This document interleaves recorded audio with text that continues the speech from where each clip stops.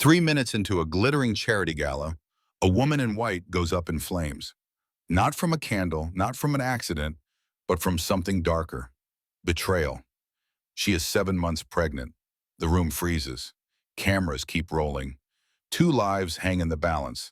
A mother fighting for her baby, and a father whose money bought him power, but not mercy.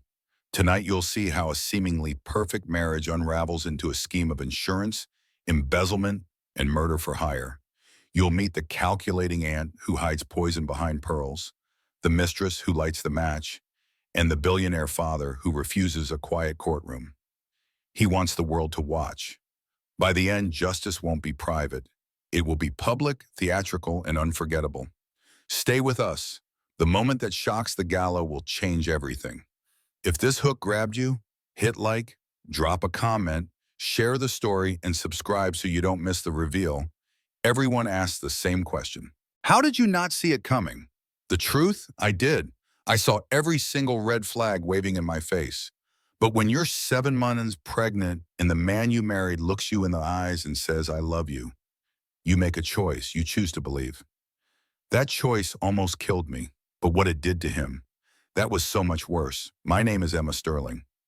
This is the story of how my husband tried to burn me alive at a charity gala in front of 200 people, and how my father made sure the whole world watched him pay for it. But let me take you back to the moment the flames caught. I smelled it before I felt it.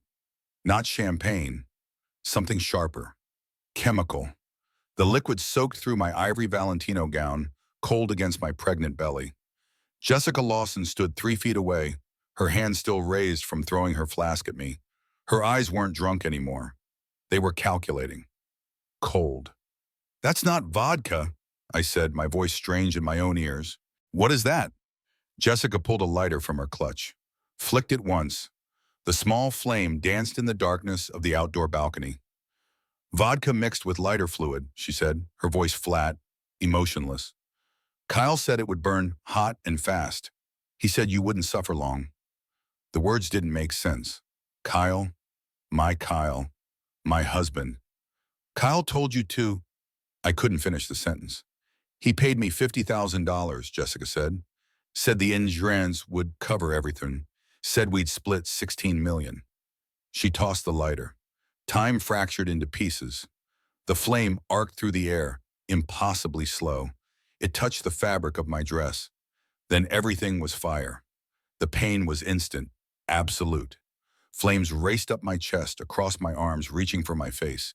I screamed, spinning, trying to pat out the fire, but my hands were burning too. My only thought, the baby. Protect the baby, I heard shouting, running footsteps. Then someone tackled me hard, rolling me across the cold marble floor. A jacket smothered the flames. White foam from a fire extinguisher covered everything. "My baby," I sobbed, hands pressed to my belly. "Please, my baby." "She's breathing," someone said. "The baby's moving." I looked up through tears and smoke. My father's security chief, Marcus, knelt beside me, his jacket still smoking.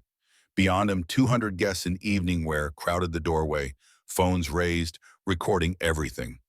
The Sterling Foundation charity gala had become a crime scene. Police tackled Jessica as she tried to slip away.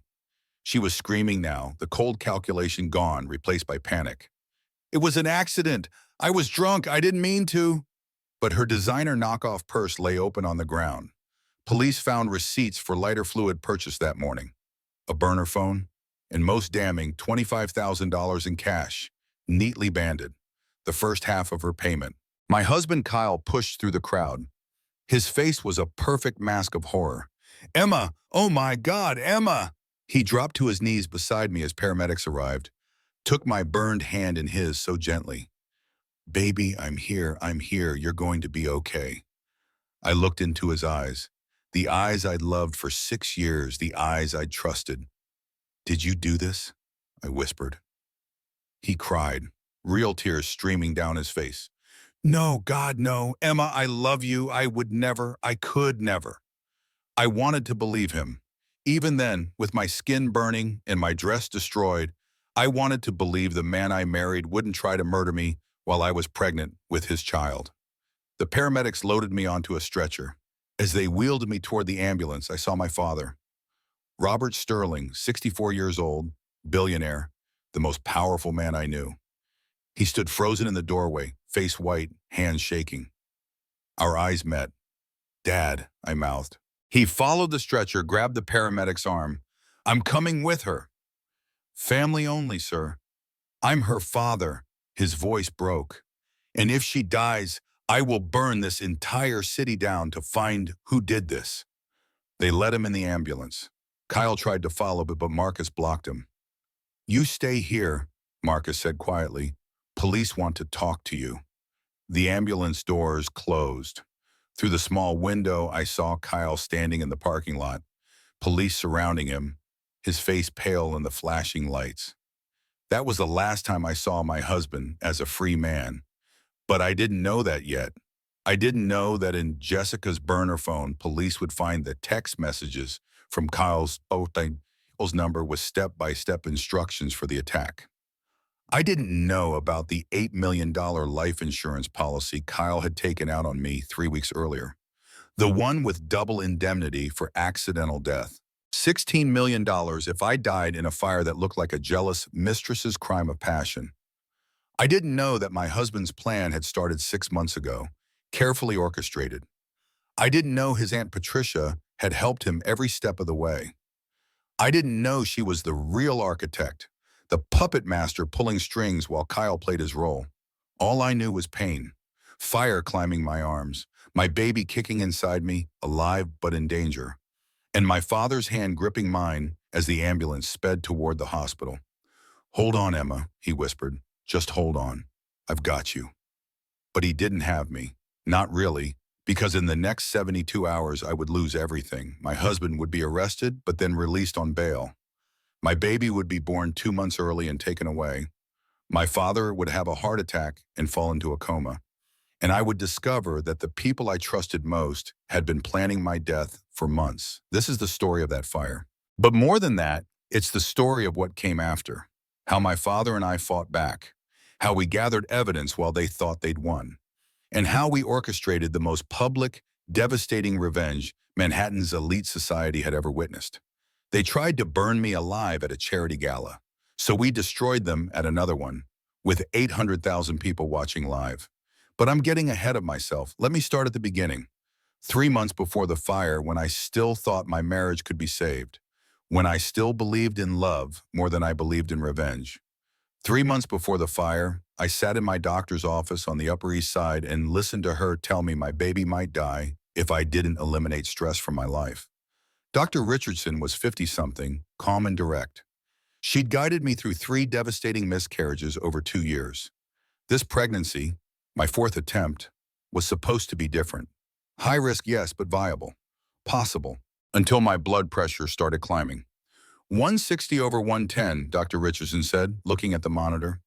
"That's preeclampsia range, Emma.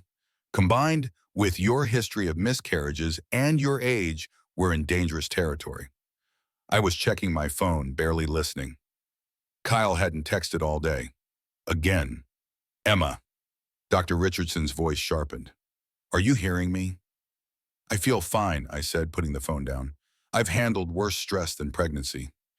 This isn't a negotiation. One major stressor, one emotional crisis could trigger premature labor, placental abruption, or stroke. I'm not being dramatic. I'm telling you medical fact. Another shock to your system could kill this baby, and possibly you. That got my attention. How major are we talking? Finding out your husband is cheating? That major. Losing your bum? That major. You need to eliminate stress, not manage it. I touched my belly. The baby kicked, strong and insistent. A little fighter, just like me. "Understood," I said. "I'll be careful." But I was already stressed about something. About the distance between Kyle and me. About the late nights at the office. About the way he looked at his phone and quickly turned it away when I walked into the room. I drove home to our Tribeca penthouse, the one my father had bought us as a wedding gift. Kyle wasn't there. His text came at 8 that night, working late. "Don't wait up." I ate dinner alone. Again, went to bed alone again, and tried not to think about what Dr. Richardson had said about stress and emotional crises. The next day, my father called me to his office. Robert Sterling's corner office on the 57th floor of Sterling Capital Management had floor-to-ceiling windows overlooking Manhattan.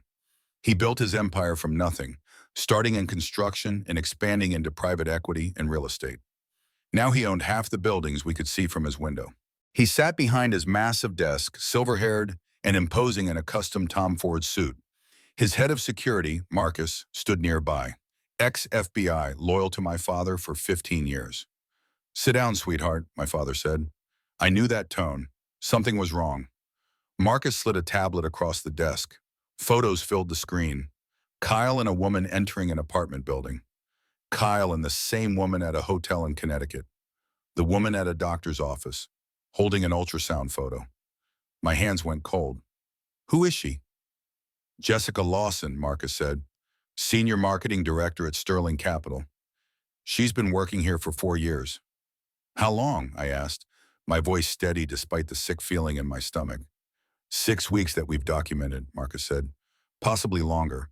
I looked at the ultrasound photo, zoomed in. The date stamp read 4 weeks ago. "She's pregnant." "Yes," my father said quietly. I set the tablet down, breathed. My baby kicked again, as if reminding me she existed. She needed me calm, needed me safe. "Why are you showing me this?" I asked. "Because you need to leave him, Emma. Today. Tonight. I'll have lawyers draw up divorce papers. You'll have full custody, full financial support. Kyle will be removed from the company." "You'll destroy him," I said. "Yes. Because you never thought he was good enough for me." My father leaned forward, eyes intense. "I'm destroying him because he's cheating on my pregnant daughter and gambling away your inheritance. He's lost $800,000 in the last 18 months, Emma. Online poker, sports betting. I've been covering his debts to keep you from being stressed during the pregnancy." The room tilted. $800,000? You knew you've been paying his debts and you didn't tell me? You were already high risk. I didn't want to add stress.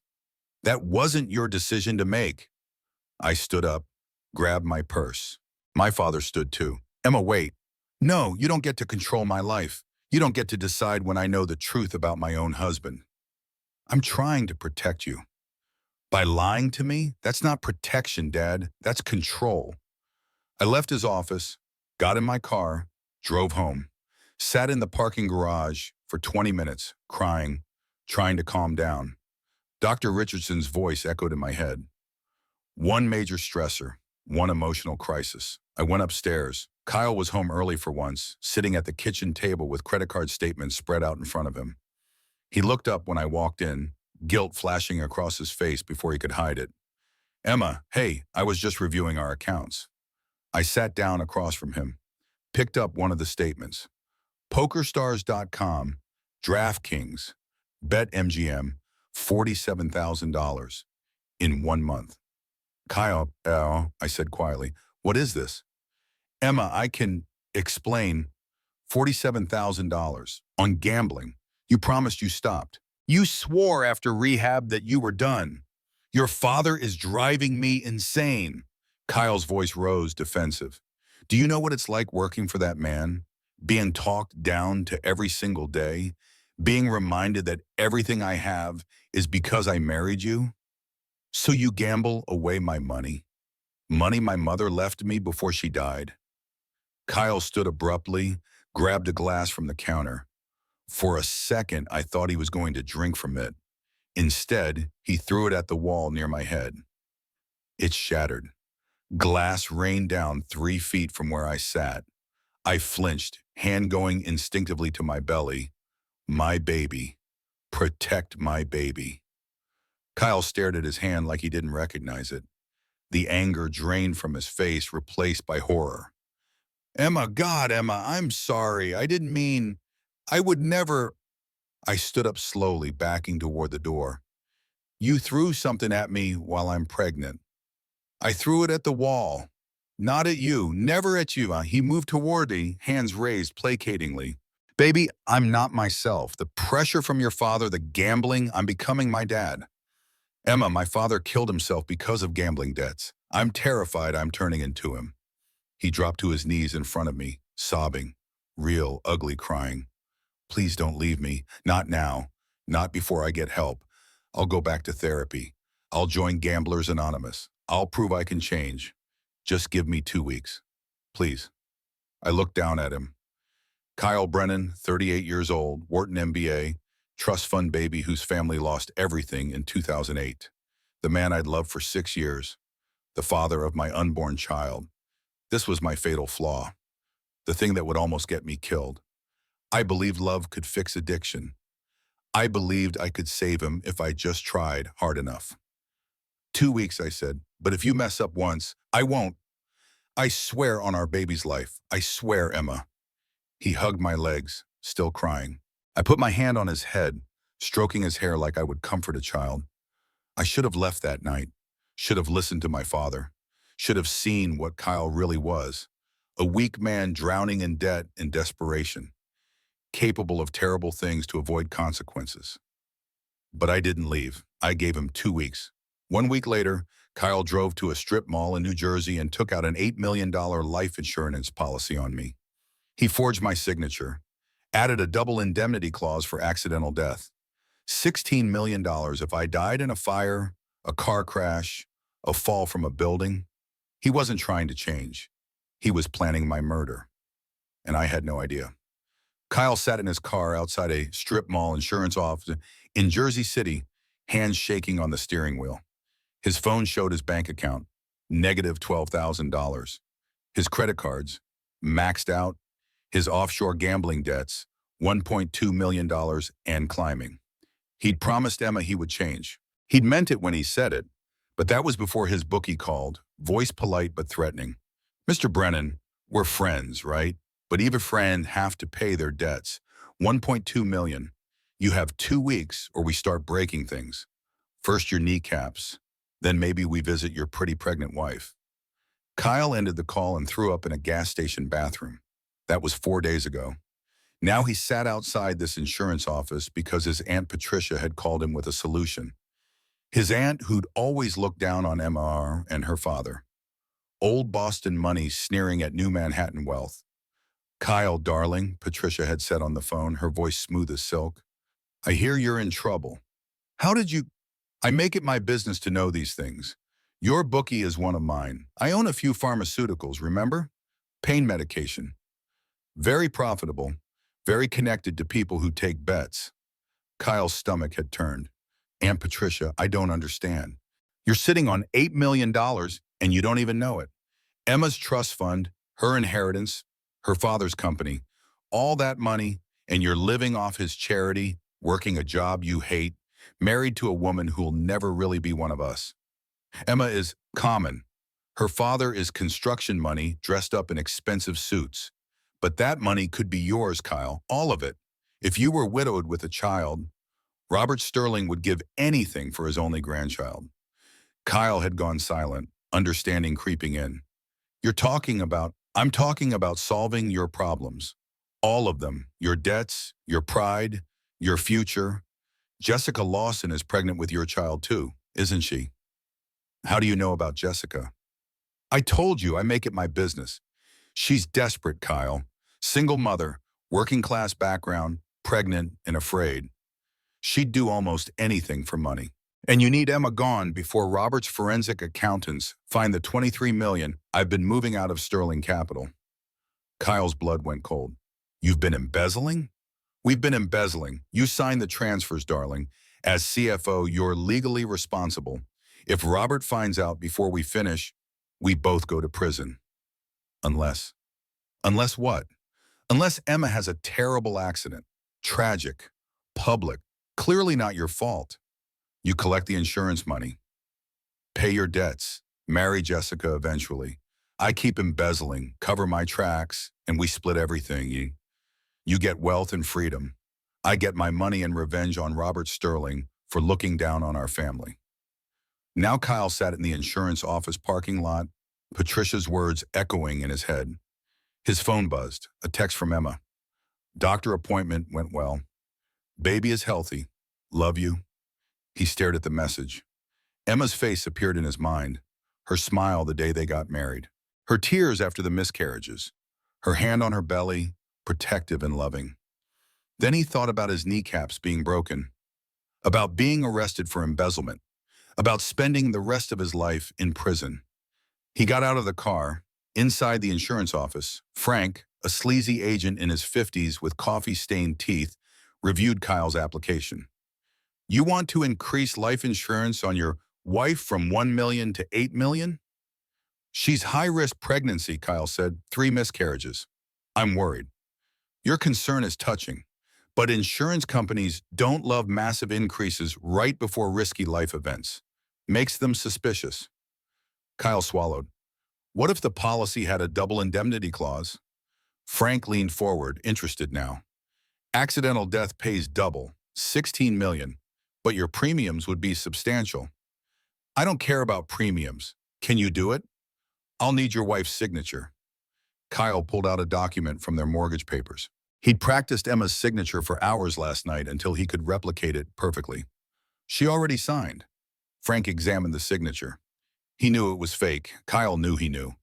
But Frank's commission on an $8 million policy with double indemnity would be enormous. I'll have the policy active in 72 hours, Frank said, not meeting Kyle's eyes. You're a lucky man, Mr. Brennan. $8 million wife. Kyle left the office feeling sick. What was he doing? This was Emma, the woman he'd loved, the mother of his child. But then his phone buzzed, his bookie. 2 weeks until kneecaps, the text read, followed by a photo of a baseball bat. Kyle called his aunt. It's done, he said. The insurance policy is active. Good boy, Patricia said. Now let me tell you about Jessica and what we need her to do. Over the next 2 weeks, Patricia orchestrated everything. She researched Emma's vulnerabilities through private investigators. She discovered Emma's high-risk pregnancy status, her doctor's warning about stress. She found Emma's schedule, her habits, her routines. She approached Jessica separately, playing the concerned family member. My nephew is trapped in an abusive marriage, Patricia told Jessica over coffee. Emma's father controls everything. Kyle is desperate to leave, but Robert Sterling will destroy him in a divorce. Take his child, ruin his career. He loves you, dear. He wants to be with you and your baby, but he needs help. Jessica, 29 and pregnant and scared, wanted to believe it. What kind of help? Financial leverage. If Emma were to have an accident, Kyle would inherit through their child. He'd be free to divorce, to be with you, to pay for your baby's future. An accident? Jessica's voice shook. You mean? I mean making it look like you snapped from jealousy. Attack Emma publicly at the Sterling Foundation Gala. Make it look emotional, like a crime of passion. You'll spend maybe 3 years in prison. I'll pay you $200,000. Your daughter will be cared for while you're away. And when you get out, Kyle will be wealthy and grateful. I can't kill someone. You won't kill her. Kyle just needs her injured enough to trigger early labor. The stress will cause complications. Natural causes, not murder. And you'll be the sympathetic villain. Jealous mistress? Pregnant and emotional. Jessica hesitated. $200,000. Her daughter's medical bills paid. A future with Kyle. She said yes. Patricia paid her $50,000 up front through Kyle. Then Patricia sent Jessica detailed instructions from a burner phone. Wait for Emma alone on the balcony. Use 3 parts vodka to 1 part lighter fluid. Throw it at her dress, not her face. Light it fast. Kyle will act horrified. You'll be arrested but protected. Jessica bought the lighter fluid from 3 different stores so no single purchase would look suspicious. She practiced the throw in her apartment, measuring distance and trajectory. And Kyle? Kyle spent those 2 weeks watching Emma, touching her belly, feeling his daughter kick, hating himself but too weak to stop. The night before the gala, Emma found him sitting in the nursery they decorated together. Hey, she said softly, coming to stand beside him. You okay? Kyle looked up at her. She glowed in the dim light, 7 months pregnant, beautiful and trusting. I love you, he said. It was true.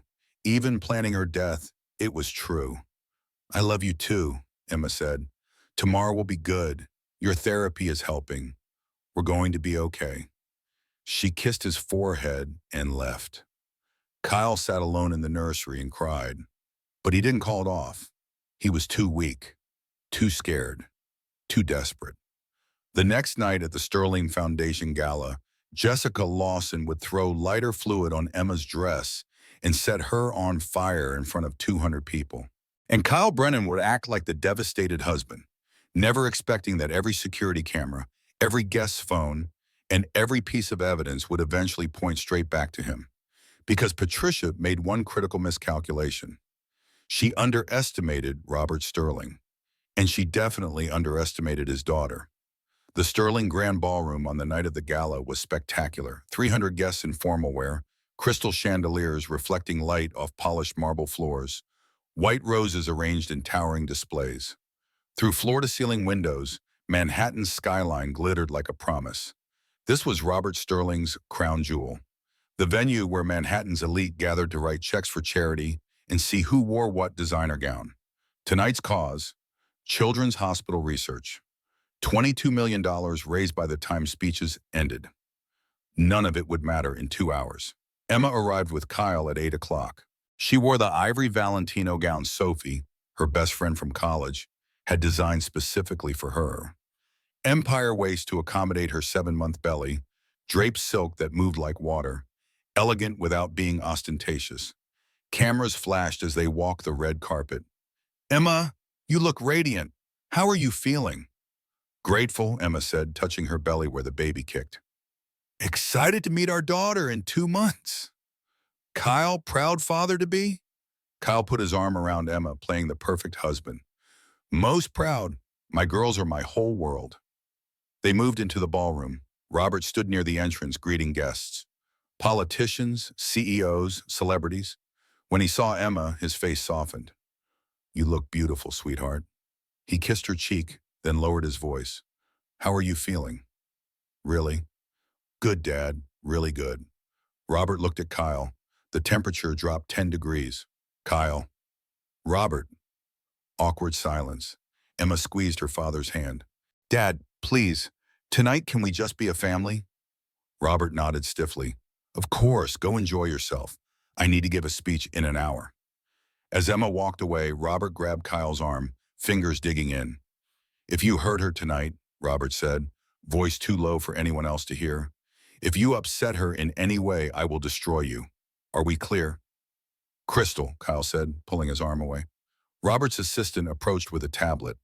"Mr. Sterling, the live stream is active. We have 300,000 viewers already." "Good," Robert said, eyes still on Kyle. "Make sure every camera angle is covered." "The live stream?" Robert insisted on it every year for transparency, for engagement, for publicity. Tonight, it would document everything. Emma mingled with guests, accepting congratulations on her pregnancy. Sophie found her near the champagne fountain. "You look amazing," Sophie said, hugging her carefully. "How's the baby?" "Active. She's been kicking all day." Emma smiled, but it didn't reach her eyes. "Have you seen Kyle?"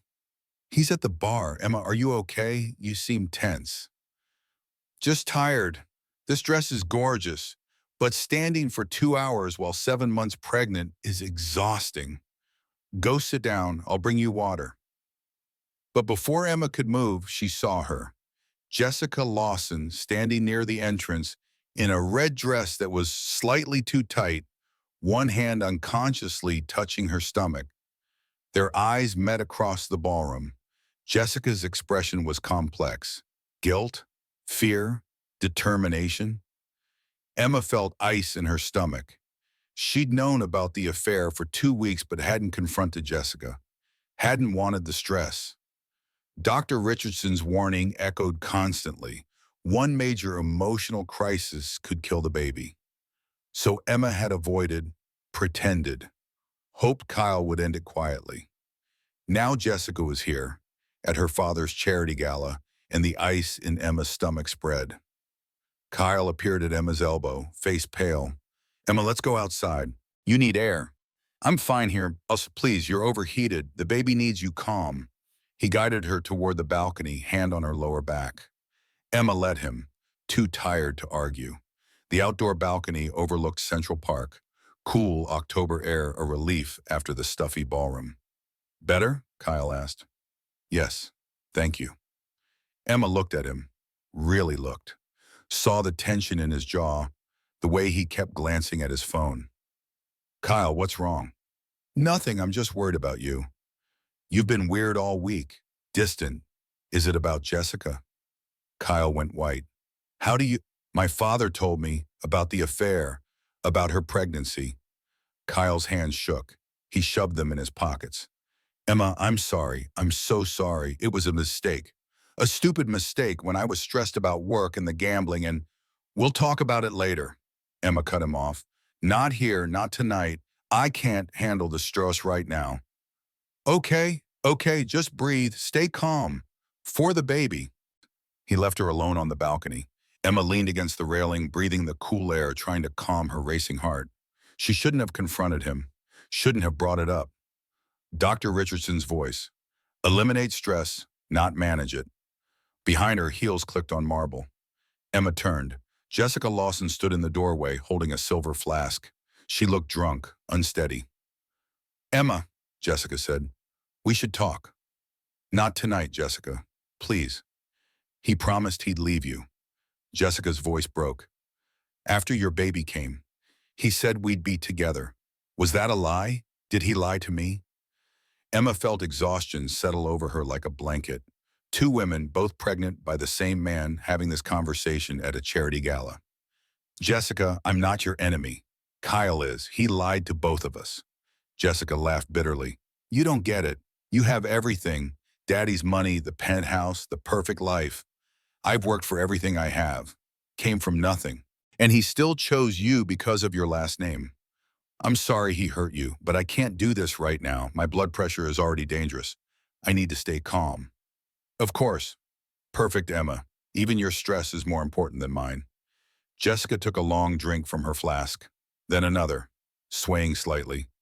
Do you want a drink? Oh, wait, you can't, because you're pregnant with the golden baby, the heir to the sterling fortune. She took another swig, then suddenly threw the contents of the flask at Emma. Liquid splashed across Emma's chest, soaking the ivory silk, cold and sharp smelling. Emma gasped. Jessica, what? Then she smelled it. Not vodka, lighter fluid, chemical and unmistakable. Jessica, Emma's voice shook. What is that? Jessica pulled a lighter from her clutch, flicked it. The small flame caught. Vodka mixed with lighter fluid, Jessica said, her voice suddenly flat, sober. All the drunkenness gone. Calculated. Cold. Kyle said it would burn hot and fast. He said you wouldn't suffer long. Time slowed. Emma's brain processed the words but rejected them. Kyle said, Kyle planned this. Kyle told you to kill me? He paid me $50,000, Jessica said.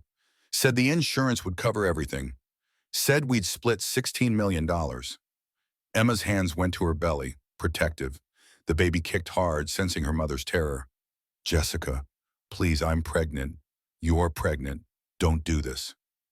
I have to. I need the money. My daughter needs me. And Kyle promised. Kyle is lying. He's using you. If you do this, you'll go to prison. For a second, something flickered in Jessica's eyes. Doubt, fear. But then she threw the lighter. The flame touched the lighter, fluid-soaked silk of Emma's dress. Fire exploded across her chest, racing up toward her face, down toward her pregnant belly.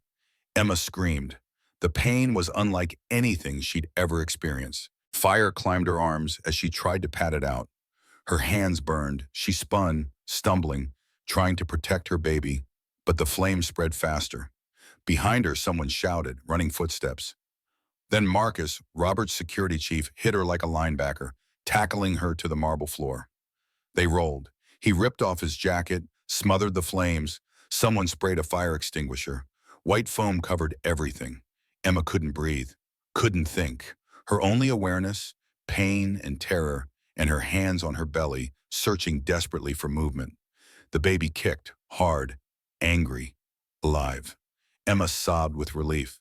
She's breathing, Marcus said. The baby's moving. Guests crowded the doorway. 200 people in evening wear. Phones raised, recording everything. Shock and horror on every face.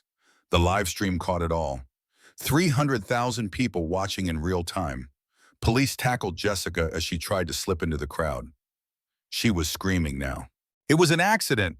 I was drunk. I didn't mean to. But her designer knockoff purse lay open on the ground. Police found receipts for lighter fluid. A burner phone, $25,000 in cash, neatly banded. Kyle pushed through the crowd, his face the perfect picture of devastated horror. He dropped to his knees beside Emma as paramedics arrived. Emma, oh my God, baby, I'm here, I'm here. He tried to take her hand, but Marcus blocked him. Don't touch her, Marcus growled. She's my wife. She's my daughter. Robert's voice cut through the chaos like a knife. He shoved past guests, dropping to his knees on Emma's other side. Emma, sweetheart, stay with me. You're okay. You're going to be okay. Emma looked at her father through tears and pain and shock. Then she looked at Kyle. Did you do this? She whispered. Kyle cried. Perfect tears. Perfect devastation. No, God, no. Emma, I love you. I would never. Paramedics loaded Emma onto a stretcher. As they wheeled her toward the ambulance, she heard Jessica screaming at Kyle. You promised! You said I'd be protected. You said... Police dragged her away. In the ambulance, Robert held Emma's burned hand as gently as he could. Dad, Emma gasped. The baby, is the baby... She's strong, just like you. Stay calm, Emma. Just breathe. But Emma wasn't calm. Her body went into shock. Her blood pressure spiked. The baby's heart rate became erratic on the monitor. We're losing the fetal heartbeat, a paramedic said. Go faster, Robert shouted. The ambulance screamed through Manhattan, sirens wailing. Emma felt consciousness slipping away, her last thought before darkness. Kyle planned this. My husband tried to burn me alive. Mount Sinai Hospital, 11:45 at night. Emma's ambulance arrived at the emergency entrance with police escort. Trauma doctors and OB specialists waited in the bay. Pregnant female, 34 years old, 31 weeks gestation, the paramedic reported. Third-degree burns on 30% of body, primarily arms, chest, and neck. Blood pressure 190 over 120, fetal heart rate dropping, patient in and out of consciousness. They rushed Emma through automatic doors. Robert tried to follow, but a nurse stopped him. Sir, family waiting room is... I'm her father. I'm not leaving her. Sir, you can't. Marcus appeared beside Robert. Let him through or I'll carry him through. Your choice. The nurse looked at Marcus, 6 feet 4 inches of ex-FBI intimidation, and stepped aside. They rushed Emma to a combined trauma and delivery suite. Dr. Martinez, the lead trauma surgeon, assessed her burns while Dr. Richardson, Emma's OB, monitored the baby. We need to deliver now, Dr. Richardson said. The shock and burns are putting massive stress on the fetus. If we wait, we lose both of them.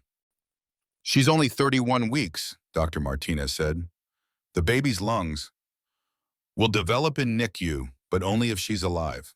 We deliver now. They prepped Emma for emergency cesarean section. Robert stood in the corner, hands shaking, watching doctors swarm his unconscious daughter.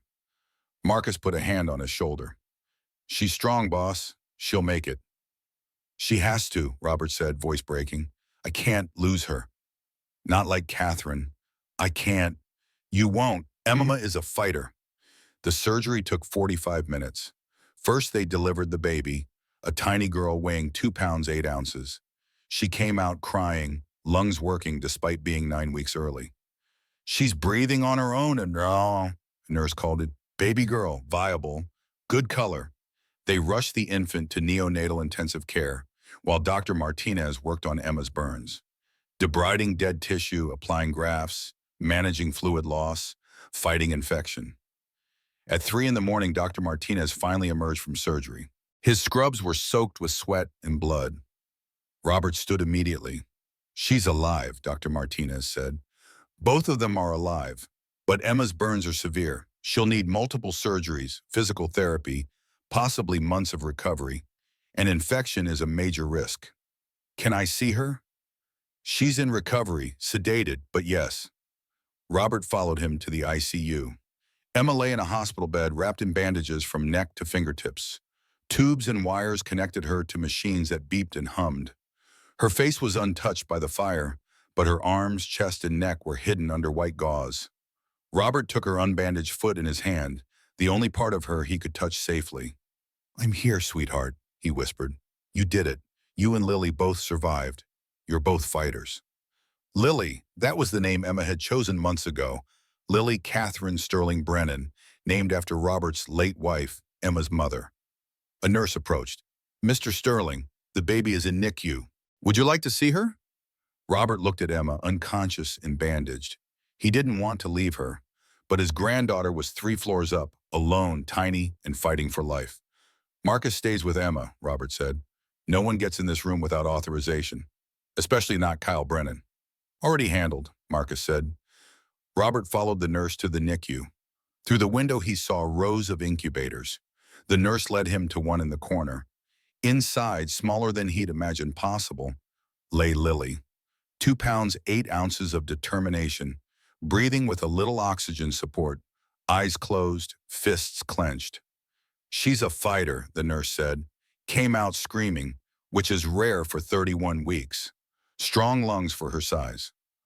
Robert pressed his hand against the incubator glass. "Your mama is a fighter too," he whispered. "You both are. And I promise you, I will make the people who did this pay for every single moment of your pain." In the hospital waiting room, Kyle sat with his head in his hands. Police Detective Sarah Torres stood in front of him, arms crossed. "Mr. Brennan, we need to talk." "My wife is in surgery. My daughter is in NICU. Can this wait?" "I'm afraid not. How well did you know Jessica Lawson?" "She works at my father-in-law's company. I know her professionally." "Just professionally?" Kyle hesitated half a second too long. "What are you implying?" "We found text messages on Miss Lawson's phone from your number. Would you like to explain those?" Kyle's face went pale. "What texts?" Detective Torres pulled out an evidence bag containing Jessica's burner phone, read from the screen. "Wait until she's alone on the balcony. Make it look emotional, like you snapped from jealousy. $50,000 wired when it's done." "I never sent those. Someone hacked my phone, or she faked them." "We also found bank records. You wired $25,000 to Miss Lawson's account 4 days ago. Care to explain?" "That's... We were having an affair. I sent her money for an abortion. She was extorting me." "So you admit to the affair now?" "I want a lawyer." "Smart move, because we also found something interesting." Detective Torres leaned forward. "You took out an $8 million life insurance policy on your wife 3 weeks ago, with double indemnity for accidental death. That's $16 million if Emma dies accidentally. Seems like a strong motive to me." Kyle stood up. "I'm not saying another word without my lawyer." "That's your right, but you're under arrest for conspiracy to commit murder." She read him his rights as officers handcuffed him. They led him out past news cameras already gathering in the hospital parking lot. By morning, every news station in the country would be showing footage of Kyle Brennan being arrested for trying to murder his pregnant wife. But the story was far from over, because bail was set at $10 million, an impossible amount for Kyle, whose finances were destroyed by gambling debts. Until his aunt Patricia Brennan, CEO of Brennan Pharmaceuticals, posted bail with a cashier's check. Kyle walked out of jail 72 hours later, and the first thing he did was file for emergency custody of baby Lily, claiming Emma was mentally unstable and had orchestrated the entire attack to frame him. When Emma woke up 3 days later in the burn unit, wrapped in bandages, barely able to move, her father had to tell her Kyle was free, and he was coming for their daughter. That was when Emma realized the fire was just the beginning. The real fight was about to start. Emma woke up to pain. Not the sharp agony of burning, but a deep, throbbing ache that covered her arms, chest, and neck like a blanket of fire that never quite went out. She opened her eyes. White ceiling, beeping machines, the antiseptic smell of hospital. Her father sat beside the bed, gray and exhausted. "Dad?" Her voice came out cracked and dry. Robert's head snapped up. Relief flooded his face. "Emma, thank God, you're awake." "The baby, Lily, is she?" "She's alive, in NICU, 2 pounds, 8 ounces, breathing on her own. Strong little fighter." Emma tried to sit up, but pain shot through her body. She looked down at her arms, wrapped in white bandages from fingertips to shoulders. How bad? Third-degree burns on 30% of your body. You'll need multiple surgeries, skin grafts, physical therapy. But you're alive, sweetheart. You're alive. Emma closed her eyes, processing. The memory flooded back. Jessica throwing lighter fluid. The flames. The screaming. Kyle, she whispered. Jessica said Kyle paid her. Said he planned it. I know, he's been arrested. Police found text messages, bank transfers, the insurance policy. They have him, Emma. Good. Emma's voice was flat, emotionless. Shock, the doctors would later explain. The mind protecting itself. I want to see Lily. Soon. You need to heal first. No, now, please, Dad. I need to see my baby. Against doctor's orders, they arranged it. Two nurses wheeled Emma's bed to the NICU. Through the incubator glass, Emma saw her daughter for the first time. Tiny, perfect, fighting. She's so small, Emma whispered, tears streaming down her face. She's strong, Robert said, like her mother. For 3 days, things seemed to stabilize. Emma's burns showed no signs of infection. Lily's vital signs improved. Kyle sat in jail awaiting trial. Then everything collapsed. On day 4, Kyle's high-powered attorney, Richard Morrison, held a press conference outside the courthouse. Expensive suit, sympathetic expression, carefully chosen words designed to destroy Emma's credibility. My client maintains complete innocence, Morrison said to assembled reporters. The text messages can be easily faked with modern spoofing software. The bank transfer? Miss Lawson was extorting Mr. Brennan over their affair. The insurance policy? A prudent decision given his wife's high-risk pregnancy and history of miscarriages. But what about Jessica Lawson's confession? A reporter called out. Miss Lawson is a disturbed young woman who was manipulated. We believe the real conspiracy is that Robert Sterling, who has never approved of his daughter's marriage, orchestrated this attack to frame my client and force a divorce. The reporters erupted with questions. Morrison raised his hand. I have evidence. Emails from Robert Sterling to his private investigator dated 6 months ago. He held up printed pages.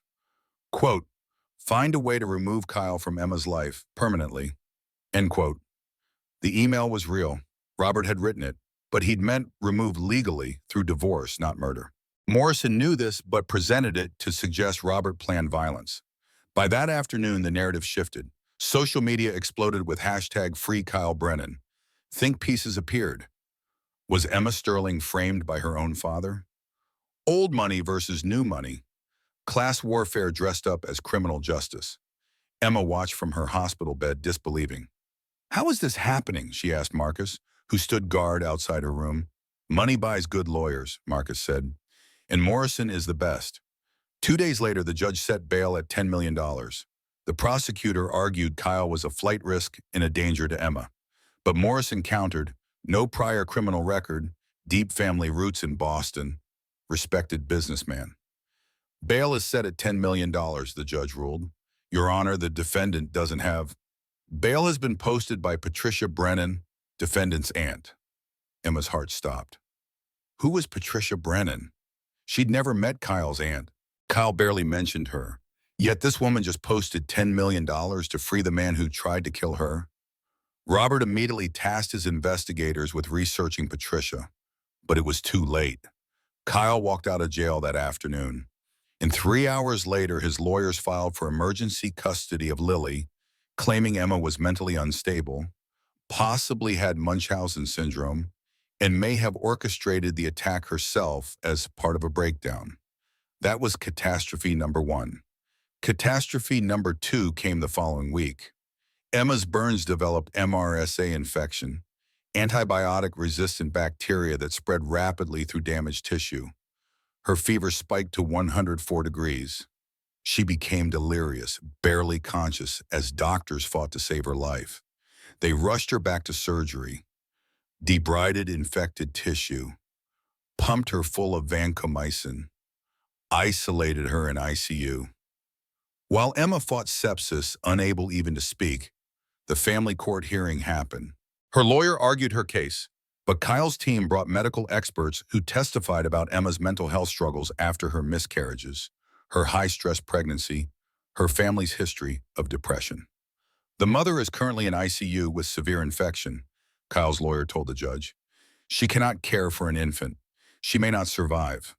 My client is healthy, employed, desperate to bond with his daughter, and the child is being held by hospital staff with no family present. What about the grandfather, the judge asked. Robert Sterling is 74 years old. 64, Emma's lawyer corrected, with a demanding business and no experience caring for infants. My client has a full-time nanny arranged, family support, and temporary custody is granted to Patricia Brennan pending full hearing in 60 days. Patricia Brennan, Kyle's aunt, the woman who posted his bail, the woman Emma had never met. When Emma finally woke from her infection-induced delirium 2 weeks later, her father had to tell her, Lily had been released from NICU to Patricia's custody. Emma hadn't held her daughter in 3 weeks. Emma tried to get out of bed, ripping out IV lines. No, that's my baby. Dad, do something. Emma, stop. You'll hurt yourself. I don't care. Get my daughter back. Nurses sedated her. When she woke again, Robert sat beside her bed, looking older than she'd ever seen him. I'm sorry, he whispered. I'm so sorry, sweetheart. I should have protected you better. That was when catastrophe number 3 struck. Robert, 64 years old, consumed with guilt and rage and stress, had a massive heart attack in Emma's hospital room. He clutched his chest, gasped once, and collapsed. Emma screamed for help. Doctors rushed in, started CPR. They shocked his heart 3 times before it started beating again. They took him to cardiac ICU 3 floors away. He was clinically dead for 4 minutes. When they revived him, he slipped into a coma. Emma, too weak to walk, had nurses wheel her to his room. She sat beside his bed, holding his hand, staring at the machines keeping him alive. Dad, please, she whispered. Please don't leave me. I need you. Lily needs you. We're going to get her back, but I can't do it alone. Please. Robert didn't respond, just lay there, gray and still, breathing through a tube. That night, alone in her hospital room, Emma hit rock bottom. Her daughter was with strangers. Her father was in a coma, possibly dying. Her husband was free and playing the victim successfully. The media had turned on her. Half the country thought she faked her own attack. Emma looked at the morphine drip beside her bed, the button that controlled the flow. She could press it, keep pressing it, overdose, end the pain. Her hand moved toward the button. Then the door opened. A nurse Emma didn't recognize came in. Middle-aged, warm eyes, no-nonsense demeanor. What are you doing? The nurse asked. Emma's hand froze. Nothing. The nurse walked over, looked at the morphine drip, then at Emma's face. She saw everything. You thinking about checking out early? Emma said nothing. Tears streamed down her face. The nurse sat on the edge of the bed. Let me tell you about my sister. Married a man who beat her for 8 years. One day he tried to kill her, failed, then used the courts to take her kids. Claimed she was unstable. Crazy. A danger to them. Sound familiar?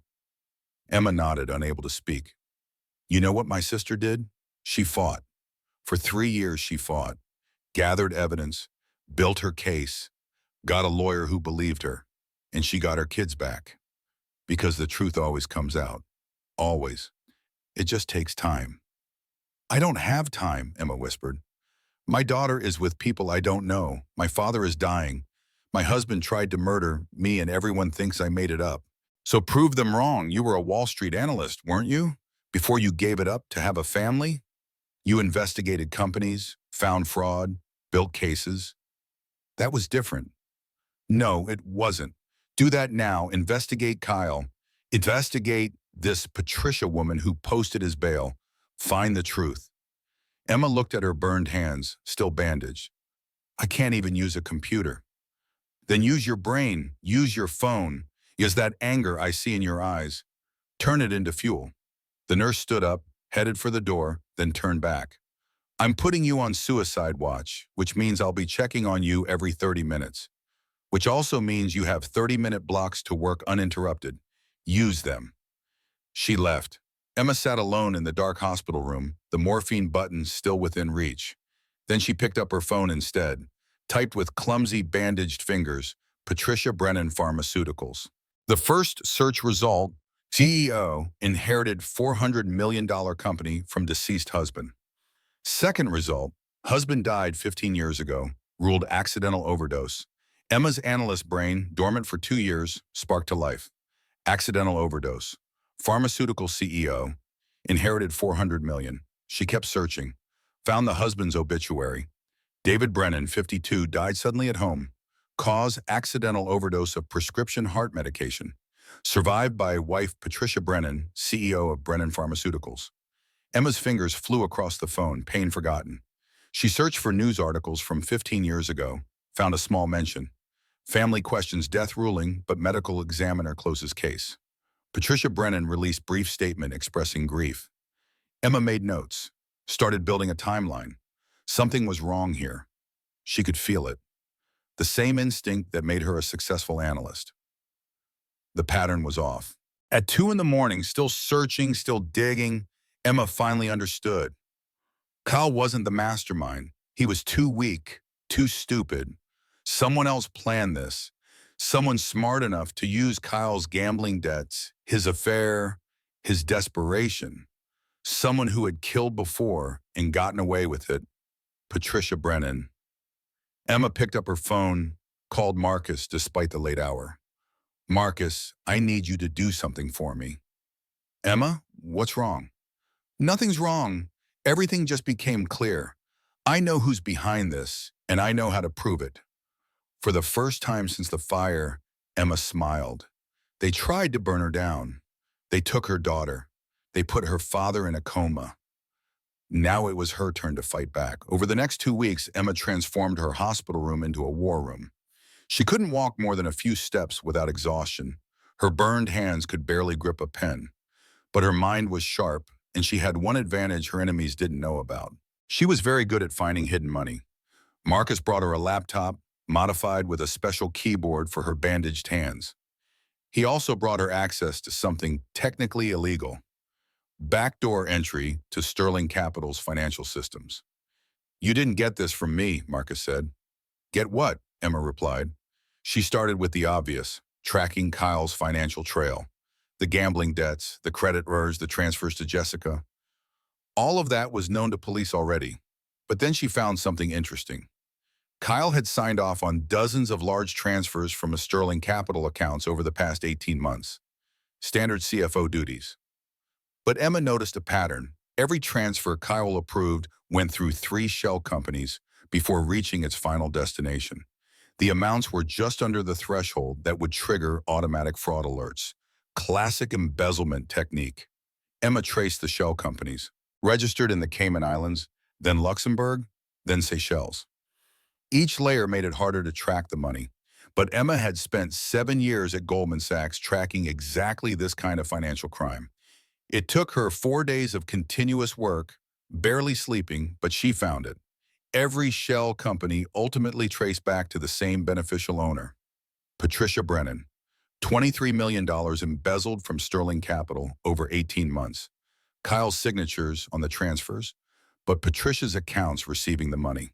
Kyle didn't even know he was helping her steal. He thought he was just signing routine transfers, too distracted by his gambling addiction to look closely. Emma made careful notes, saved everything to an encrypted drive. This was evidence, but not enough. She needed more. She researched Patricia's history, found the husband's death certificate from 15 years ago.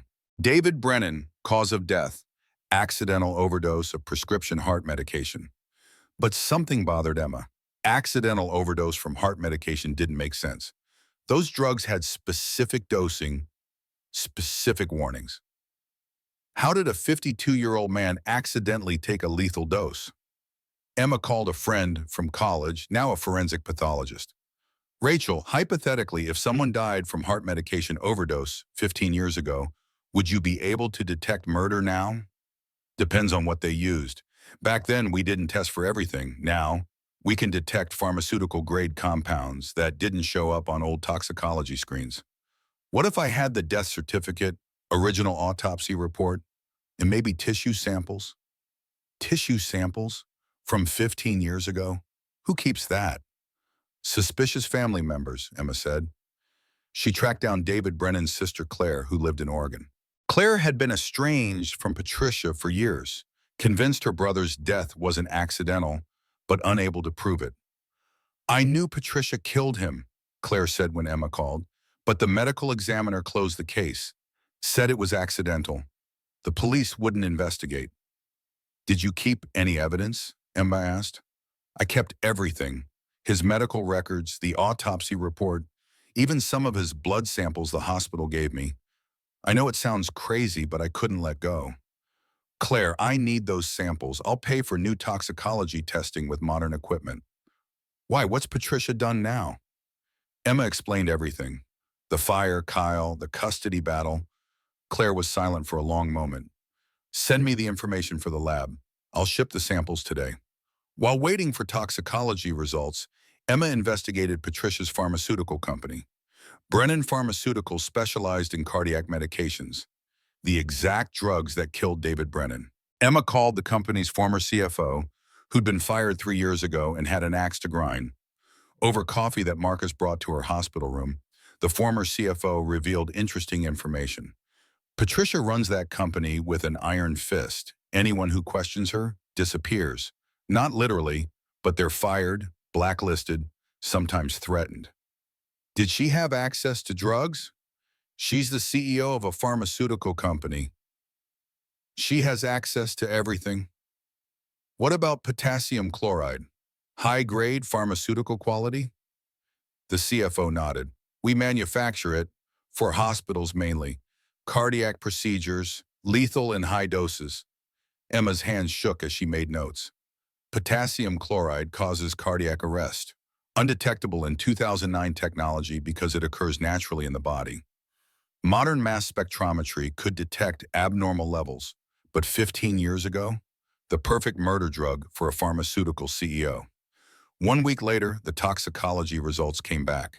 David Brennan's blood samples showed pharmaceutical-grade potassium chloride at levels 5 times normal. Not accidental, not natural. Murder. Emma had her smoking gun, but one murder 15 years ago wasn't enough. She needed to prove Patricia orchestrated the attack on Emma. Needed to connect Patricia directly to Jessica Lawson. Emma's breakthrough came from an unexpected source. Jessica's court-appointed attorney. Marcus arranged a meeting. The attorney visited Emma in the hospital, looking uncomfortable. My client is facing attempted murder charges, the attorney said. She's looking at 20 to 25 years. But she's willing to testify if we can get her a deal. Testify against Kyle? Against Kyle and Patricia Brennan. Jessica says Patricia approached her separately, paid her $200,000 total. Kyle only paid $50,000. Patricia coached her, gave her the idea, provided detailed instructions. Emma leaned forward despite the pain. Can she prove it? She has a burner phone Patricia gave her. Text messages, bank transfers from Patricia's personal account, not Kyle's, and recorded phone calls. Jessica recorded Patricia. She was nervous, wanted insurance, recorded 3 calls on her phone where Patricia explicitly tells her to attack you at the gala, make it look emotional, promises to protect her afterward. Emma's heart raced. This was it. This was everything. What does Jessica want? 8 years instead of 25. She testifies against both, full cooperation, wears a wire if needed. Emma thought about it. 8 years felt light for someone who set her on fire. But without Jessica's testimony, they might not convict either Kyle or Patricia. Tell her we have a deal, but I want something else. What? I want to know why. Why did Patricia want me dead? 2 days later, Emma got her answer. Jessica, wearing an orange jail jumpsuit, sat across from Emma in the hospital's secure conference room. Guards stood outside. Marcus stood inside. Why? Emma asked simply. Jessica looked at her bandaged hands. Patricia said your father had been investigating financial irregularities at Sterling Capital. She said if Robert found what she'd taken, she'd go to prison. She needed him distracted or eliminated. She couldn't kill Robert directly, too obvious. But if you did, he'd be destroyed with grief, focused on that instead of the company. And eventually, she planned to kill Robert too. make it look like grief-induced suicide. Emma's blood ran cold. She was going to kill my father? She's killed before, her husband, obviously, but also a business partner in the 90s. She's good at it, makes it look natural. Heart attack, overdose, suicide. How do you know all this? She told me, bragged about it. She wanted me to understand that she was smart, powerful, untouchable. That she'd protect me because she'd protected herself before. Emma sat back, processing. Patricia Brennan wasn't just a murderer, she was a serial killer who'd been getting away with it for decades. Thank you, Emma said finally, for telling the truth. Jessica met her eyes. I'm not a good person. I did a terrible thing, but I'm not evil like her. She used my desperation, my daughter's medical bills. I thought I was helping Kyle escape an abusive family. She made me believe I was the good guy. You still set me on fire. I know, I'll live with that forever. I'm sorry, Emma, for whatever that's worth. It wasn't worth much, but it was something. Emma spent another week gathering evidence. She worked with Marcus, with FBI agents Marcus knew, with forensic accountants. They built an airtight case. Patricia embezzled $23 million. She murdered her husband 15 years ago. She orchestrated Emma's attack to cover up the embezzlement and eventually kill Robert. She manipulated Kyle and Jessica like puppets. But having evidence wasn't enough. Emma remembered her father's words from when she was young, watching him negotiate business deals. Information is power, but public information is leverage. Patricia had humiliated Emma publicly at the gala, made her look like a liar and a fraud on national television, turned social media against her. Emma needed to return the favor. She needed to destroy Patricia where everyone could watch. That was when Emma came up with the plan. Not a courtroom victory where only lawyers saw justice. A public reckoning. A second gala, 6 months after the fire, where they'd reveal everything in front of cameras and live stream and witnesses. Emma called her father. He'd woken from his coma 2 weeks ago, weak but recovering. Dad, I need you to do something.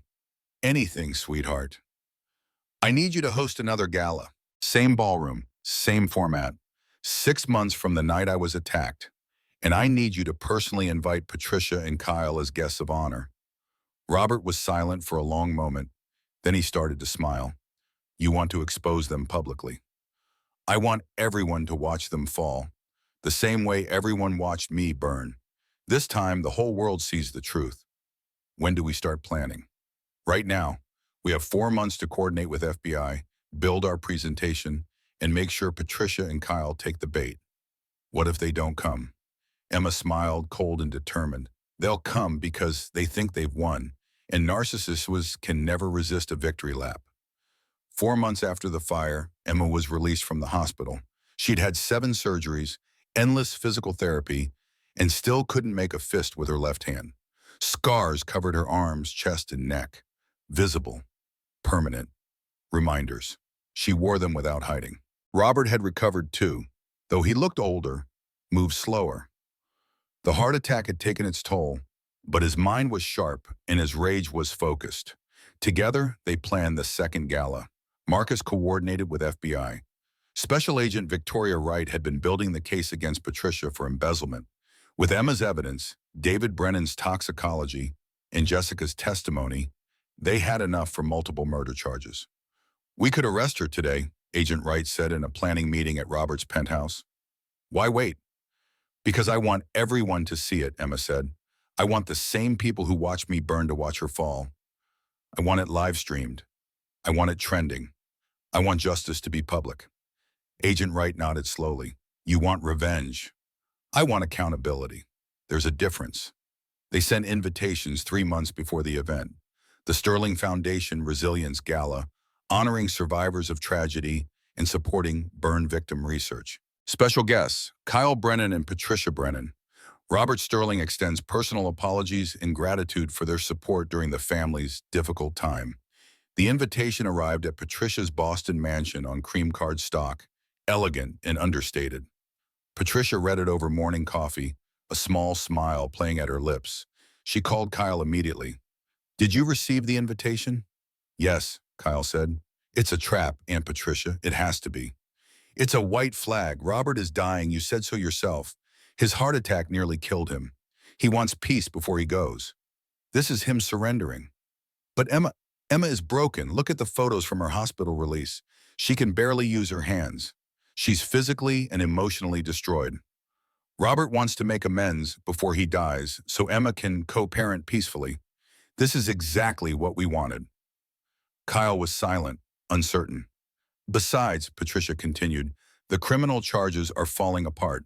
Jessica's testimony is questionable, given her mental state. The embezzlement evidence is circumstantial. My lawyers are confident everything will be dismissed or pleaded down to minor charges.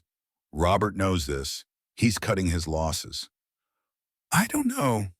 Kyle, darling, do you want to see your daughter? Emma has been blocked from custody because of her mental state.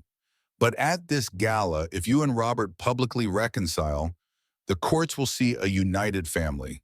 You'll get joint custody. Isn't that what you want? Kyle did want that. Wanted to see Lily, now 5 months old, whom he'd barely been allowed to visit. Wanted the nightmare to end. Okay, we'll go. Patricia hung up and smiled. Fools, both of them. Robert and Emma thought they were clever, but Patricia had been playing this game for 30 years. She'd killed her husband, killed a business partner, embezzled millions, and gotten away with all of it. One more gala wouldn't change anything. What Patricia didn't know, Emma had hired a private investigator to follow her for 3 months.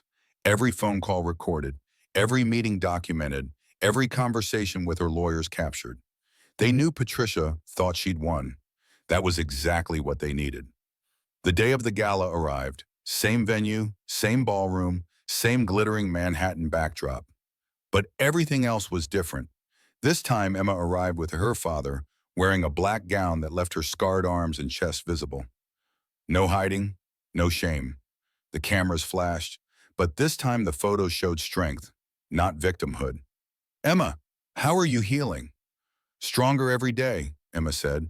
Are you nervous to see Kyle and Patricia? Not at all. Tonight is about truth.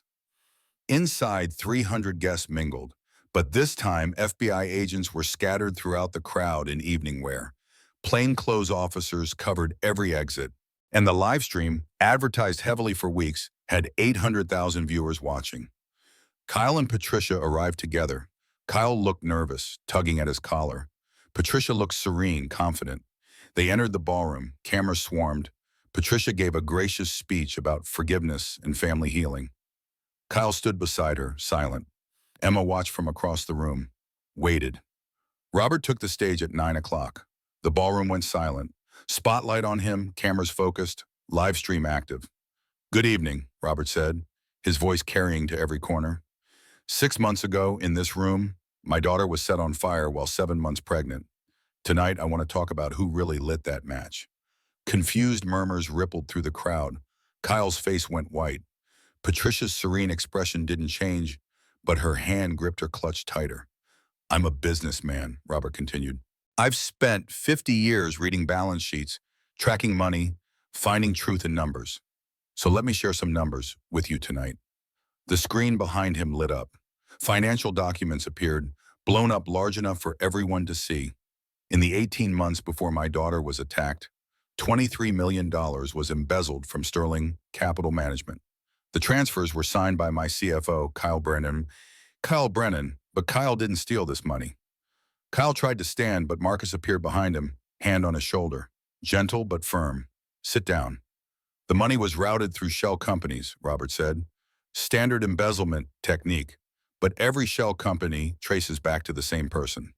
Corporate registrations appeared on screen, each one listing Patricia Brennan as beneficial owner. Patricia Brennan, Kyle's aunt, CEO of Brennan Pharmaceuticals, and the real architect of the plan to kill my daughter. The ballroom erupted. Gasps, shouts, cameras flashing. The live stream exploded with comments. Patricia stood, face calm despite the chaos. This is slander. I'll sue you for every... Sue me with what? Robert had asked. The $23 million you stole? Or the $400 million you inherited after murdering your husband 15 years ago? Dead silence. Even Patricia faltered. That's a lie, she said, but her voice was less steady.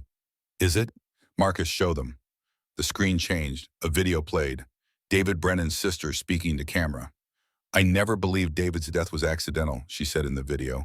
I kept samples of his blood and tissue for 15 years. New toxicology results show pharmaceutical-grade potassium chloride at levels 5 times normal. That's not accidental. That's murder. The crowd gasped. Patricia's mask cracked. Her face went from serene to furious in seconds. You had my brother's body exhumed?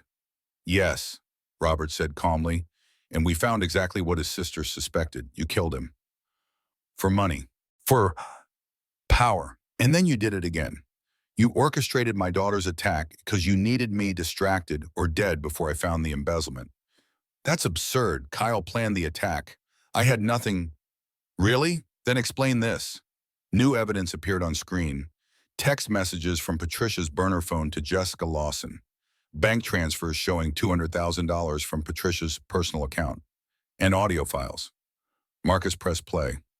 Patricia's voice filled the ballroom, crystal clear. Wait for Kyle's signal. Make it look emotional, like you snapped from jealousy. I'll pay you $200,000. You'll spend maybe 3 years in prison, then you're set for life. The crowd erupted again. Reporters shouted questions. Patricia looked around wildly, searching for an exit. FBI agents moved to block the doors. You planned everything, Robert said. You manipulated Kyle. You paid Jessica. You embezzled from my company. You tried to kill my daughter. And you almost succeeded, but you made one mistake. What mistake? Patricia hissed. You underestimated her. Emma stepped into the spotlight, stood beside her father, showed her scars to everyone watching. I'm Emma Sterling, she said into the microphone. 6 months ago, Patricia Brennan paid $50,000 to have me set on fire. She thought I'd die, I didn't. She thought I'd break, I didn't. And now 800,000 people are watching you get arrested for murder. FBI agents swarmed Patricia. Agent Wright read her rights. Patricia Brennan, you're under arrest for murder, conspiracy to commit murder, embezzlement, and wire fraud. They handcuffed her. Patricia thrashed, screaming, Kyle, tell them, it was your idea. Kyle sat frozen, tears streaming down his face. It wasn't. You told me Emma's father would ruin me. You said the insurance money would save me. You made me think I had no choice. You're pathetic. You've always been pathetic. They dragged her toward the exit. As they passed Emma, Patricia spit at her. Missed. You think you've won? My lawyers will destroy this. I'll be out in a week. Emma stepped closer, voice low enough that only Patricia could hear. You killed your husband and walked away. You embezzled millions and thought you'd get away with it again. But I found everything, every transfer, every text, every recorded conversation. You're not getting out, Patricia. You're going to Tao prison, and everyone will know exactly what you are. Patricia's face twisted with rage and fear. They dragged her out to a police car, cameras capturing everything. The live stream hit 1 million viewers. Kyle was arrested next. Conspiracy to commit attempted murder. Insurance fraud. The handcuffs went on, and he just cried. Emma, he said as they led him away, I'm sorry, I loved you. I really did. I know, Emma said, but love without strength is just weakness. And I'm done being married to weakness. The gala erupted into chaos after the arrests. Reporters swarmed Robert and Emma, questions flying. But Marcus and security cleared a path. Emma walked through the crowd, head high, scars visible, victorious. Outside, news vans lined the street. The story was already trending worldwide. Hashtag Sterling Revenge. Hashtag Justice for Emma. Emma's phone buzzed with messages. Sophie, her best friend, her doctor, her lawyer, all congratulating her, all shocked, all celebrating. One text stood out, from Jessica Lawson, sent from prison. I watched the live stream. You're amazing. Thank you for giving me a chance to tell the truth. I hope someday your daughter knows how strong her mother is. Emma, mom is fun. Emma didn't respond, just pocketed her phone and got into the car with her father. It's over, Robert said. Not yet, Emma said. Tomorrow I file for full custody of Lily, and I'm going to win. The trials moved quickly after the public arrests. The evidence was overwhelming, the confessions damning, the media scrutiny intense. No jury in the country would let Patricia or Kyle walk free after watching that live stream. Patricia Brennan was tried first. The prosecution presented evidence of 3 murders. Her husband David, a business partner in 1997, whose death was ruled accidental, and the conspiracy to murder Emma. Add embezzlement, wire fraud, and witness tampering. The trial lasted 3 weeks. Patricia's expensive lawyers tried every trick, but video doesn't lie. Audio recordings don't lie. Forensic evidence doesn't lie. The jury deliberated for 4 hours, guilty on all counts. The judge sentenced her to life without possibility of parole. Patricia, 68 years old, would die in prison. Emma attended sentencing, sat in the front row with her father, Lily in her arms. When Patricia was led out in handcuffs, she looked at Emma one last time. "You destroyed me," Patricia said. "No," Emma replied, "you destroyed yourself. I just made sure everyone saw it." Kyle's trial was shorter. His lawyers negotiated a plea deal, 30 years with possibility of parole in 20. He testified against Patricia, confirmed everything, expressed remorse that the judge deemed genuine. Emma didn't attend Kyle's sentencing, didn't want to see him, didn't need to. Her lawyer texted her the result: 30 years eligible for parole in 2044. By then, Lily would be in her 30s. She'd never really know her father. That was sad, Emma thought, but it was also justice. Jessica Lawson got 8 years as agreed. She served her time quietly, no interviews, no drama. She'd made her choice, paid her price, and would live with it. The custody hearing was anticlimactic after everything else. Emma's lawyer presented evidence of Kyle's crimes, Patricia's manipulation, and Emma's recovery. The judge took 15 minutes to decide. Full custody to Emma Sterling. Kyle's parental rights terminated. No visitation rights. Emma walked out of that courthouse holding Lily, now 8 months old, healthy and beautiful. Reporters swarmed, but Emma just smiled and kept walking. She took Lily home to a new brownstone in the West Village. Smaller than the Tribeca penthouse she'd shared with Kyle, but it was hers. Safe, clean, a fresh start. That night, she sat in the nursery, rocking Lily to sleep, singing softly. Her scarred hands held her daughter gently, carefully. Lily grabbed Emma's finger and yawned. "You're safe," Emma whispered. "You'll always be safe. And when you're old enough, I'll tell you this story. Not to scare you, but so you know. Bad things happen. People hurt us. But we survive. We fight back. We win." Lily fell asleep, thumb in mouth, secure in her mother's arms. Robert visited the next day. He looked healthier now, color back in his face. The doctor said he'd had a close call, but he was recovering well. "How does it feel?" he asked Emma. "Like I can finally breathe." They sat in Emma's living room, Lily playing on a blanket between them. Normal, peaceful, safe. "I'm proud of you," Robert said. "What you did, gathering that evidence while burned and traumatized. It took courage I didn't know you had. I learned it from you. No, you taught me something. I always fought with money and lawyers and power. You fought with truth. That's stronger." Emma smiled. "Truth and money. We made a good team. The best." Over the next year, Emma rebuilt her life. She started the Sterling Phoenix Foundation, supporting survivors of domestic violence and burn victims.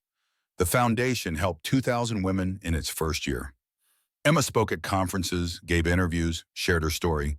She became an advocate for coercive control legislation, helping draft laws about financial abuse. Her testimony before Congress went viral. She was changing systems, not just individual lives. The scars remained. Physical therapy helped, but Emma would never have full use of her left hand. The burn scars on her arms, chest, and neck would fade but never disappear. Emma wore them without shame. They were proof she'd survived, and that was beautiful. A year after the fire, Emma gave a TED Talk. 2,000 people in the audience, millions streaming online. She stood on stage in a sleeveless dress, scars visible, powerful. "When people look at me, they see these," Emma gestured to her scars. "They see a victim, someone who survived something terrible. And that's true. I am a survivor." She walked across the stage, confident despite the pain that still flared in her hands. But I'm also a daughter, a mother, a businesswoman, an advocate, a fighter. And yes, I'm someone who got revenge. Real, public, devastating revenge against the people who tried to kill me. The audience was riveted. Emma stopped center stage. People say revenge is wrong, that it's petty, that you should forgive and move on. And maybe that's true for small grievances. But when someone tries to burn you alive while you're pregnant, when someone orchestrates your murder for insurance money, forgiveness isn't noble. It's naive. She paused, letting the words sink in. My father taught me something. Revenge isn't about destruction. It's about accountability. It's about refusing to be silenced. It's about standing in front of 800,000 people with your scars showing and saying, you tried, you failed, I'm still here, and I'm stronger than you ever were. The audience erupted in applause. Emma waited for it to quiet. So yes, I got revenge, and I'd do it again. Because my survival isn't just about me. It's about every woman who's been told to be quiet, to forgive, to move on. It's about showing that we can fight back, that we can win, and that our scars, they're not marks of shame. They're proof we're unbreakable. Standing ovation. Emma smiled real and free and walked off stage. The video of that TED Talk got 20 million views in a week. Emma became a symbol, not a perfect victim, but a real one. Flawed, scarred, powerful. She dated eventually, carefully, a few relationships that didn't work out. That was okay. She had Lily, had her foundation, had her purpose. Love would come when it was ready. Robert remained active in Emma's life and Lily's. He cut back on work, spent more time being a grandfather. He'd learned finally that family mattered more than empire. On the one-year anniversary of the fire, Emma returned to the Sterling Grand Ballroom alone. Lily was with Robert. Sophie was traveling. Emma wanted to be by herself. She walked through the empty ballroom, stood on the balcony where Jessica had thrown lighter fluid, where Emma had burned, where everything changed. She looked out over Central Park, October air cool and clear. I survived, she said to the empty air, and I built something beautiful from the ashes. That's enough. That's everything. She pulled out her phone, took a photo of the spot, posted it to social media with a caption, 1 year ago today, I almost died here. Tonight I stand here free, whole, powerful. They tried to burn me down. Instead, they set me free. Happy anniversary to me, to survival, to transformation, to choosing life over fear every single day. The post went viral within hours. Millions of shares, thousands of comments from survivors sharing their own stories. Emma read them late into the night, each one a reminder that her story mattered, that speaking truth gave others permission to speak theirs, that survival created ripples that reached further than anyone could imagine. 5 years after the fire, Emma stood in her bathroom, getting ready for work.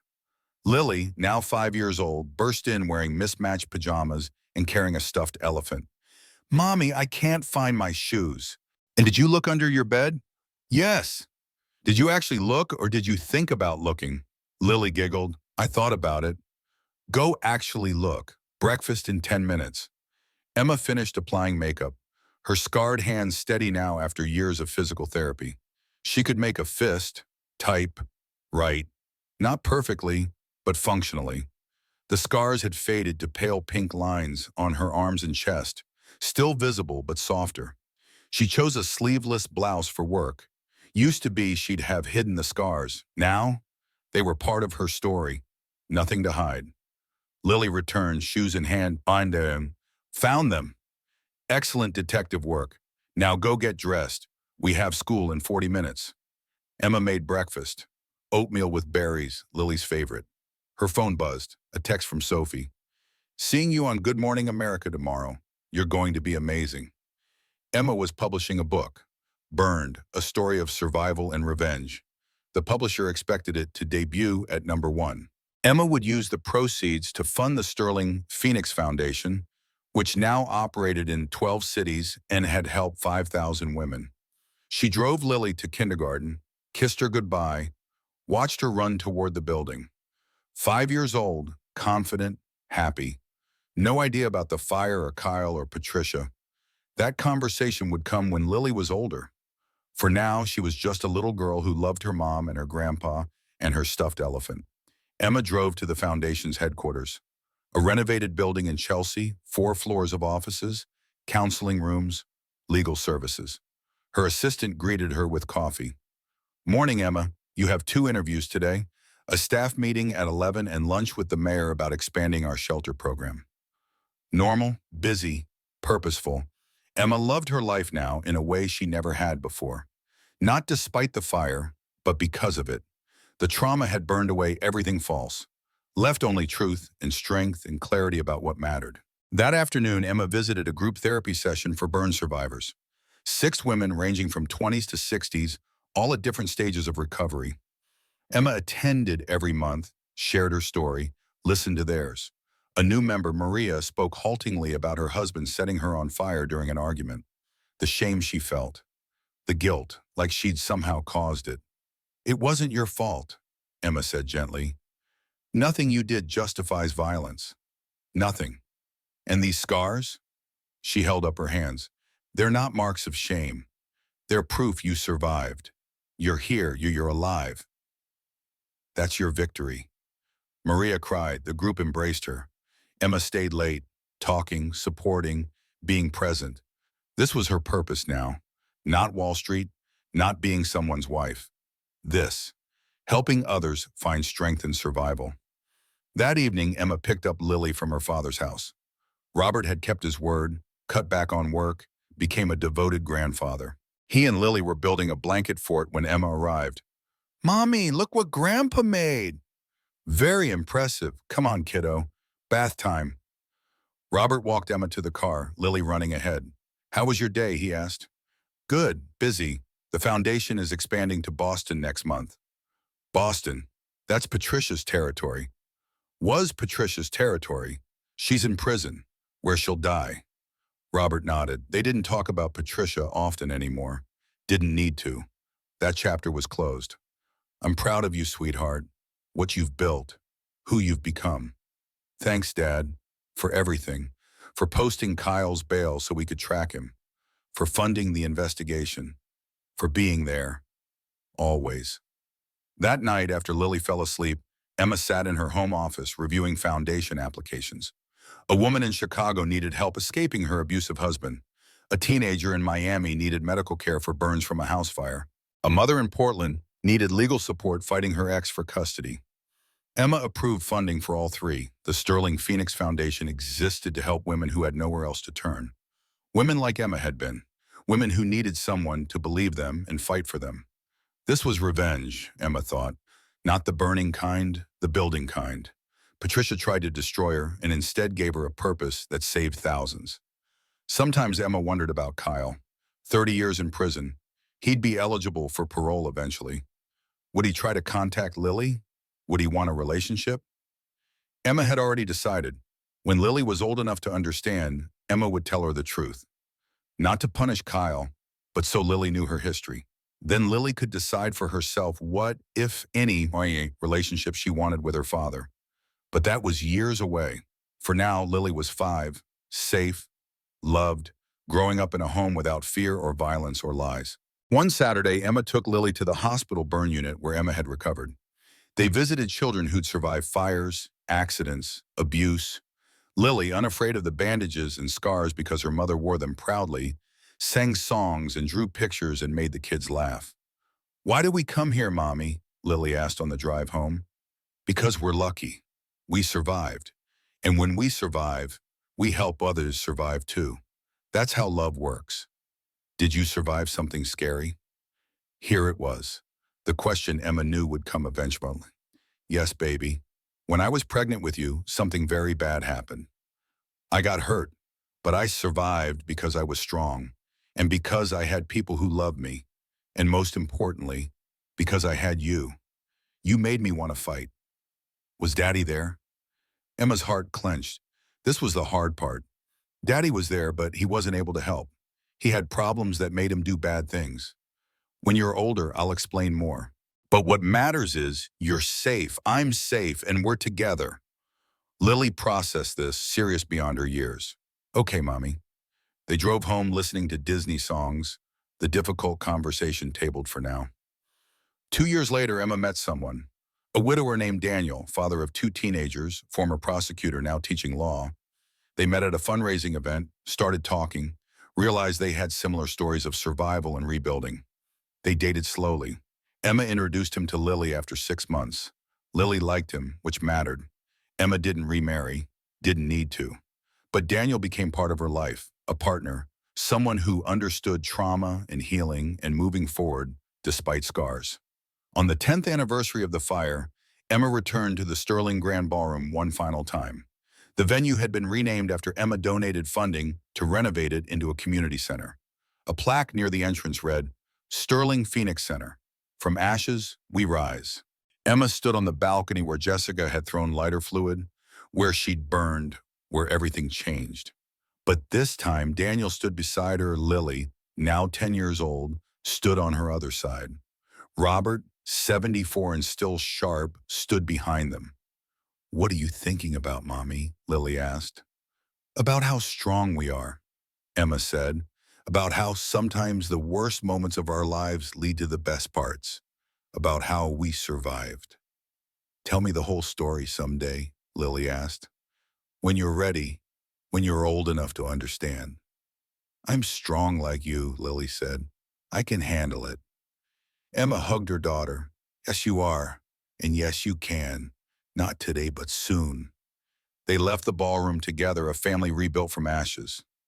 Emma looked back once at the spot where she'd almost died. No fear, no pain, just gratitude. They tried to burn her down. Instead, they set her free, and she used that freedom to build something beautiful, lasting, powerful. The Sterling Phoenix Foundation would outlive her, would help women for generations, would be her legacy, not the fire or the scars or the revenge, but the healing she created from trauma. Emma Sterling lived to 73, died peacefully in her sleep, surrounded by family. Lily was there, now 43, with children of her own. Daniel was there, holding Emma's hand. Robert had died 5 years earlier at 81, proud of his daughter until his last breath. At Emma's funeral, over 2,000 people attended. Women she'd helped through the foundation. Survivors who'd found strength in her story. Advocates she'd mentored. Lives she'd changed. The foundation continued after her death, growing larger every year. And in the foyer of every Sterling Phoenix Center, a photo hung. Emma at her TED Talk, arms raised, scars visible, smiling. Beneath it, her words, they tried to burn me down. Instead, they set me free.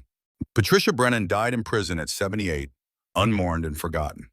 Kyle Brennan was released on parole at 62 after serving 24 years. He tried to contact Lily once. She declined. He died alone 6 years later. Jessica Lawson served her 8 years, was released, and spent the rest of her life working with burn victims, trying to atone. She never stopped apologizing. But this story isn't about them. It's about Emma, who survived being set on fire at a charity gala and turned her trauma into purpose, who got revenge not through destruction, but through transformation, who proved that sometimes the best revenge isn't hurting those who hurt you. It's living so well, so fully, so powerfully, that they become footnotes in your story instead of its ending. They tried to burn Emma Sterling alive. Instead, they gave her wings.